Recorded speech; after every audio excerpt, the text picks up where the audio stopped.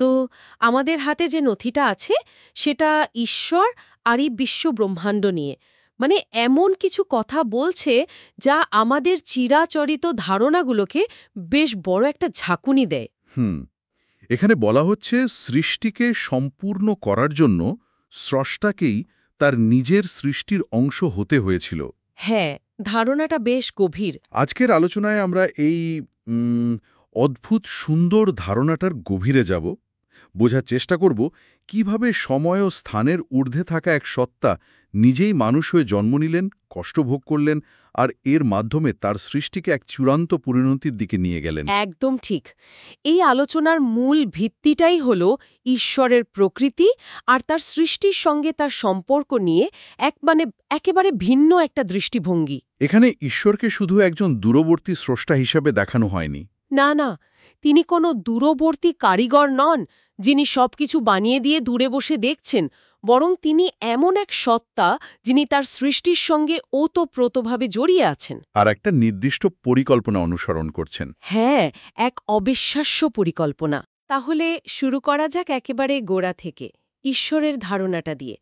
এই পাঠ্য বলছে ঈশ্বর সময় তৈরি করেছেন, কিন্তু তিনি নিজের সময়ের বাঁধনে বাধা নন। ঠিক। তিনি নাকি একই সাথে অতীত, বর্তমান আর ভবিষ্যৎ সবকিছুতে একসঙ্গে উপস্থিত থাকেন। এই বিষয়টা ভাবতেই তো মাথা ঘুরে যায়। হ্যাঁ, মানে একে এভাবে ভাবা যেতে পারে। ধরুন, আমরা যেমন একটা বইয়ের পাতা একটার পর একটা উল্টে যাই, আমাদের কাছে সেটাই সময়। একদম। কিন্তু বইয়ের লেখকের কাছে, তার কাছে তো পুরো গল্পটা শুরু থেকে শেষ পর্যন্ত একই সাথে বিদ্যমান। ঈশ্বরের কাছে আমাদের সময়টাও ঠিক সেরকম। ও আচ্ছা, বুঝতে পারলাম। তিনি শুধু দেখছেন না, বরং তার ইচ্ছাশক্তি দিয়েই পুরো স্থানকালকে টিকিয়ে রেখেছেন। এই নথি অনুযায়ী আমাদের এই বিশাল মহাবিশ্ব তার কাছে একটা জলের ফোঁটার চেয়েও ক্ষুদ্র। বাহ, দারুণ তুলনা। এখানে আরও একটা ইন্টারেস্টিং কথা বলা হয়েছে। আমাদের কাছে একটা পরমাণু যতটা ছোট, ঈশ্বরের কাছে নাকি পুরো স্থানকাল তার চেয়েও নগণ্য। ঠিক। তিনি চাইলে এমন অসংখ্য বিশ্বব্রহ্মাণ্ড তৈরি করতে পারেন, আবার মুহূর্তে মিলিয়ে দিতে পারেন। ঠিক তাই। আর এই ধারণাটি আমাদের নিয়ে যায় আরও একটা মৌলিক প্রশ্নে, অস্তিত্ব আসলে কি? পাঠ্যটি বলছে অস্তিত্ব আর অনস্তিত্ব, মানে নন এক্সিস্টেন্স, দুটোই ঈশ্বরের মধ্যে রয়েছে। অনেকটা একজন স্বপ্নদ্রষ্টা আর তার স্বপ্নের মতো। খুব সুন্দর বলেছেন। যতক্ষণ স্বপ্নদ্রষ্টা স্বপ্ন দেখছেন, ততক্ষণই স্বপ্নের জগতের অস্তিত্ব আছে। তিনি জেগে উঠলেই সব শেষ। তেমনি ঈশ্বর যখন কোনো কিছুকে অস্তিত্বে আসতে বলেন, তা আসে। যখন ফিরিয়ে নেন, তা অনস্তিত্বে মিলিয়ে যায়।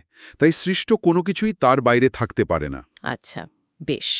তাহলে এই যে এত বিশাল এক আয়োজন, এই সৃষ্টির উদ্দেশ্যটা কি? এখানেই তো কাহিনীর আসল মোড়, তাই না? একদম। নথিটি বলছে সৃষ্টির মূল উদ্দেশ্য হল ঈশ্বরের প্রতি ভালোবাসা তৈরি করা। আর সেই ভালোবাসা পাওয়ার জন্য ঈশ্বর নিজেই সৃষ্ট জীব, বা কোরিয়ান ভাষায় ফিজোমুল হওয়ার সিদ্ধান্ত নিলেন। এটা তো প্রায় অবিশ্বাস্য শোনাচ্ছে। হ্যাঁ, এটাই এই দর্শনের কেন্দ্রবিন্দু। পরিকল্পনাটা হল ঈশ্বর দেবদূত আর মানুষকে স্বাধীন ইচ্ছা, মানে ফ্রি উইল দিয়েছেন। কিন্তু এই স্বাধীন ইচ্ছা ততক্ষণ পর্যন্ত নিখুঁত নয়, যতক্ষণ না তারা দ্বিধাহীনভাবে ঈশ্বরকে ভালোবাসতে শিখছে। আর সেই নিখুঁত ভালোবাসা আর আস্থা অর্জনের জন্যই ঈশ্বরের দ্বিতীয় সত্তা, যাকে এখানে জেইভি হানানিম বা ক্রিয়েটর গড বলা হয়েছে। হ্যাঁ, তিনি নিজেই মানুষ হয়ে পৃথিবীতে আসেন। আমি এখানে একটা বিষয় ঠিক বুঝতে পারছি না। ঈশ্বরের ভালোবাসা প্রমাণের জন্য এত চরম একটা পদক্ষেপের ক্রুশবিদ্ধ হওয়ার মতো ঘটনার প্রয়োজন কেন হলো? খুব গুরুত্বপূর্ণ প্রশ্ন। তিনি কি অন্য কোনো উপায়ে তার ন্যায় বিচার বা ভালোবাসা প্রমাণ করতে পারতেন না? এই পাঠ্য অনুসারে বিষয়টা শুধু শক্তি বা ক্ষমতা প্রদর্শনের ছিল না। স্বাধীন ইচ্ছার অধিকারী সত্তাদের, অর্থাৎ মানুষ ও দেবদূতদের মন থেকে সমস্ত সন্দেহ দূর করার প্রয়োজন ছিল। সন্দেহ? কিসের সন্দেহ? তারা যেন এটা বুঝতে পারে যে ঈশ্বরের আইনকানুনগুলো শুধু কঠোর নিয়ম নয়, বরং তাদের ভালোর জন্যই তৈরি। ক্রুশের ঘটনাটি ছিল ভালোবাসার চূড়ান্ত প্রমাণ, যেখানে স্রষ্টা তার সৃষ্টির জন্য সর্বোচ্চ ত্যাগ স্বীকার করছেন। এটা দেখানোর জন্য যে তিনি যা করতে বলেন তার চেয়ে অনেক বেশি কষ্ট তিনি নিজে সহ্য করতে রাজি। একদম। তাহলে কি এই পাঠ্য এটাই বলতে চাইছে যে ভালোবাসা ছাড়া কোনো কিছুরই আসলে অন্তর্নিহিত মূল্য নেই, এমনকি ঈশ্বরের নিজের সৃষ্টিরও না? আপনি একেবারে হর্ষিনে পৌঁছে গেছেন। ঠিক তাই। ক্রুশের এই আত্মত্যাগের ঘটনাটি দেখার পর দেবদূত এবং মানুষের মন থেকে ঈশ্বরের প্রতি শেষ সন্দেহটুকুও দূর হয়ে যায়। আর তখন তারা স্বেচ্ছায় তাকে ভালোবাসতে শুরু করে। হ্যাঁ, কোনো বাধ্যবাধকতা থেকে নয়, বরং অন্তর থেকে। আর যখন ভালোবাসাটা ঐচ্ছিক এবং নিখুঁত হয়, তখন পাপ করার ইচ্ছাই ভেতর থেকে চলে যায়। এভাবেই তাদের স্বাধীন ইচ্ছার পূর্ণতা ঘটে। আর সৃষ্টির মূল উদ্দেশ্য সফল হয়। ঠিক। বোঝা গেল। আবার ঈশ্বরের এই দ্বিতীয় সত্তা বা পুত্রকে নিয়ে আরেকটি অদ্ভুত ধারণা আছে এখানে। তাকে শুধু ত্রাণকর্তা হিসেবে নয়, বরং স্থানকালের উত্তরাধিকারী হিসেবেও দেখানো হয়েছে। স্রষ্টা হয়েও তিনি সৃষ্ট জীবের রূপ নিলেন নিজের সৃষ্টিকে উত্তরাধিকার সূত্রে পাওয়ার জন্য। এ বিষয়টা একটু জটিল লাগছে। হ্যাঁ, এটা বোঝার জন্য আমাদের দুটো শব্দের মধ্যে পার্থক্য করতে হবে। একমাত্র পুত্র, কোরিয়ান ভিয়াদেল, আর প্রথম জাতপুত্র মানে মাদাদেল। একদম। ঈশ্বর যখন একা ছিলেন, তখন তার দ্বিতীয় সত্তা ছিলেন তার একমাত্র সত্তা বা পুত্র। কিন্তু যখন তিনি সৃষ্ট জীবের রূপ নিলেন এবং কষ্টভোগের মাধ্যমে পথ তৈরি করলেন, তখন তিনি অন্যদের জন্য ঈশ্বরের সন্তান হওয়ার দরজা খুলে দিলেন। ও আচ্ছা, তার মানে বিষয়টা এমন যে ধরুন একজন অগ্রগামী অভিযাত্রী একটা নতুন পথ তৈরি করছেন, আর সেই পথ ধরেই বাকিরা তাকে অনুসরণ করে গন্তব্যে পৌঁছানোর সুযোগ পাচ্ছে। চমৎকার বলেছেন। তিনি প্রথম বলেই বাকিরা আসতে পারছে। ঠিক এই কারণেই তিনি হয়ে ওঠেন প্রথম জাত পুত্র বা ভাইদের মধ্যে জ্যেষ্ঠ। তার দেখানো পথে চলে মানুষ ও দেবদূতেরা উভয়েই ঈশ্বরের সন্তান হওয়ার যোগ্যতা অর্জন করে। তার মানে তিনি শুধু মানুষেরই বড় ভাই নন, দেবদূতদেরও বড় ভাই। পাঠ্যটি স্পষ্টভাবেই এটাই বলছে। চূড়ান্তভাবে মানুষ এবং দেবদূত উভয়কেই তার মতো ঈশ্বরের প্রতিমূর্তিতে রূপান্তরিত হতে হবে। অর্থাৎ ঈশ্বরের প্রতি নিখুঁতভাবে প্রেমময় এবং তার আদেশের প্রতি অনুগত হতে হবে। একদম। বেশ, বোঝা গেল। তাহলে ঈশ্বরের পুত্র হিসেবে তার ভাইবোনদের তৈরি করার পর এই বিশাল পরিবারের চূড়ান্ত পরিণতি কি? এই যাত্রার শেষ কোথায়? এই চূড়ান্ত পর্যায়টি কয়েকটি ধাপে সম্পন্ন হয়। এটাকে আমরা একটা বিশাল পরিশোধন প্রক্রিয়া হিসেবে ভাবতে পারি। পরিশোধন প্রক্রিয়া? হ্যাঁ, যেমন সোনা থেকে খাদ বের করার জন্য তাকে আগুনে পোড়ানো হয়, তেমনি এই ধাপগুলো হল স্থানকাল থেকে পাপের শেষ চিহ্নটুকুও মুছে ফেলার ঐশ্বরিক প্রক্রিয়া। এর মধ্যে আছে প্রায়শ্চিত্তের মহাদিবস, 1000 বছরের রাজত্ব। 1000 বছরের রাজত্ব, এই ধারণাটি তো বেশ ইন্টারেস্টিং। এটা কি মানে স্বর্গে থাকার মতো? ঠিক স্বর্গ নয়, বরং বলা যেতে পারে স্বর্গ আর পৃথিবীর একটা মধ্যবর্তী অবস্থা। এই 1000 বছরকে মূলত পুরস্কার হিসেবে দেখা হয়েছে। তাদের জন্য পুরস্কার? যারা পৃথিবীতে ঈশ্বরের জন্য নানা দুঃখ কষ্ট ভোগ করেছে, তারা এই সময় পৃথিবীতেই রাজার মতো শাসন করবে এবং শান্তি ও সমৃদ্ধি উপভোগ করবে। অনেকটা দীর্ঘ সংগ্রামের পর পাওয়া এক বিজয় উৎসবের মতো। এই সময়টাতেই সৃষ্টির সমস্ত ক্ষত সেরে উঠবে। ঠিক।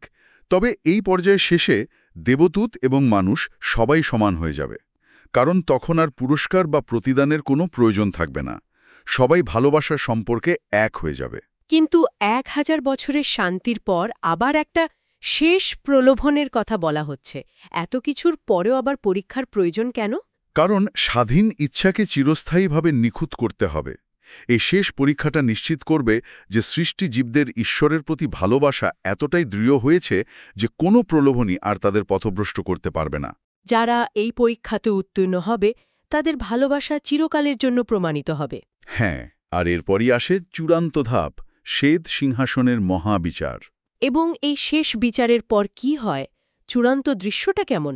এই মহাবিচারের সময় স্থান কাল থেকে পাপের সঙ্গে জড়িত সব কিছুকে, এমনকি মৃত্যু এবং হেরিস বা নরকের ধারণাকেও চিরতরে মুছে ফেলা হয়। যা এখানে রূপকভাবে অগ্নিহ্রদে নিক্ষেপ বলা হয়েছে। ঠিক। এরপর যে জগৎটা টিকে থাকে, সেখানে শুধু তারাই অবশিষ্ট থাকে যারা ঈশ্বর এবং একে অপরকে নিখুঁতভাবে ভালোবাসে। সেখানে ভয় নেই, সন্দেহ নেই, কষ্ট নেই। এই অবস্থাকেই বলা হয়েছে অনন্ত বিশ্রাম। আর এর মাধ্যমেই সৃষ্টির কাজ চূড়ান্তভাবে সম্পন্ন হয়।